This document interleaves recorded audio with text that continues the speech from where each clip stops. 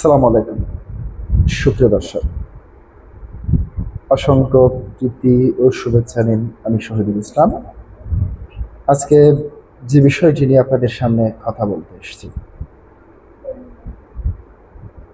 প্রিয় দর্শক, এনসিপি কিংবা জুলাই যোদ্ধা বৈষম্য বিরোধী ছাত্র আন্দোলন সব একই সুতায় গাঁথা। প্রিয় দর্শক, আমি জুলাই আন্দোলনের সময়ে আমার আগের যে চ্যানেলটি ছিল, জুলাই আন্দোলনের সময় পরবর্তী বিভিন্ন প্রেক্ষাপটে আমি একটি বিষয় তুলে ধরেছিলাম সবার সামনে। সেটি হচ্ছে, আজকে যারা জুলাই যোদ্ধা, পরবর্তীতে তারা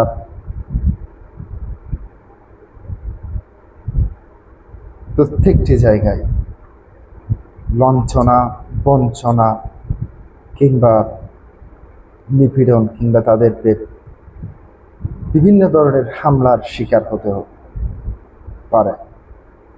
আমি এটাও বলেছিলাম, জুলাই যোদ্ধাদের একটি সময় আসবে, মানুষ থুথু দিবে, তাদেরকে মানুষ ঘৃণা করে দেখবে।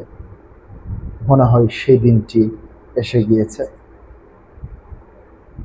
প্রিয় দর্শক, গতকাল আমরা দেখতে পেয়েছি এনসিপি নেতা সার্জিস আলম সহ নাসিরউদ্দিন পাটোয়ারী সহ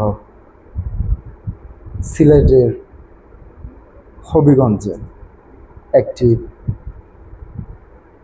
সভা করছিলেন। সেখানে আমরা দেখতে পেয়েছি ছাত্রদল ও যুব দলের হামলার কাছে তারা শেষ পর্যন্ত মাথা নত করতে বাধ্য হয়েছে। পরবর্তীতে আমরা দেখেছি সংবাদ সম্মেলনে তারা সার্জিস আলম একটি ভিডিও পোস্টে তাদের কথা বলেছেন, কারা কারা আহত হয়েছেন এবং তিনি নিজেও যে ব্যথা পেয়েছেন কিংবা আহত হয়েছেন সে বিষয়টিও তিনি বলেছেন। প্রিয় দর্শক, হঠাৎ করে এই দিনটি আসতে গেল কেন? এই দিনটি আসতো না যদি তারা 5 আগস্ট শেখ হাসিনা ভারত চলে যাওয়ার পরে কিংবা শেখ হাসিনার সরকারের পতনের পর তারা যদি দেশে বৈষম্যের রাজনীতি সৃষ্টি না করতেন, তারা যদি প্রতিহিংসার রাজনীতি সৃষ্টি না করতেন, তারা যদি বিভিন্ন জায়গায় আওয়ামী লীগ নেতাকর্মীদের বাড়িঘরে হামলা না করতেন, তারা যদি ধানমন্ডি 32 ঘুরিয়ে ভাঙচুর না করতেন, তারা যদি সারা বাংলাদেশে মবের রাজত্ব কায়েম না করতেন, তাহলে তারা এই সমস্ত হামলা থেকে বাঁচতে পারত। দর্শক, কিন্তু তারা সেটা করেনি। তারা বিভিন্ন জায়গায়